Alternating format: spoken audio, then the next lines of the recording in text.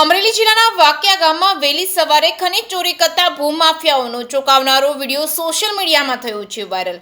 વાકિયા ગામની શેત્રુંજી નદીમાં ખુલ્લેઆમ અને નિર્ભય રીતે વહેલી સવારે થઈ રહી છે ખનીજ ચોરી। અમરેલી જિલ્લામાં ઇકો ઝોન જાહેર હોવા છતાં ખનીજ માફિયાઓ કરી રહ્યા છે નિયમોનો ભંગ કરીને બેફામ ખનીજ ચોરી કરી રહ્યા છે। ગામના મહિલા સરપંચે વહેલી સવારે સ્થળ પર પહોંચી ખનીજ ચોરીનો વિડીયો બનાવી કર્યો હતો વાયરલ। ભાજપ નેતા વિપુલ દુધાત બાદ હવે વાકિયા ગામના સરપંચ પણ આવ્યા છે મેદાને।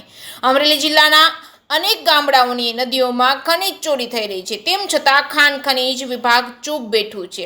હાલ ભૂમાફિયાઓ બેફામ રીતે ખનીજ ચોરી કરતા હોવાનો વિડીયો વાયરલ થતા ખાણ ખનીજ વિભાગ અને પોલીસ તંત્ર પર ઉઠ્યા છે ગંભીર સવાલો। જે કે સિંગુદતી સાથે જૈનિક સુજિત્રા અમરેલી। મારું નામ નૈનાબેન ભરતભાઈ દાંતેવાડિયા છે। અમરેલી તાલુકાનું વાકિયા ગામમાં હું સરપંચ છું। મારા ગામમાં શેત્રુંજી નદી નીકળેલ છે।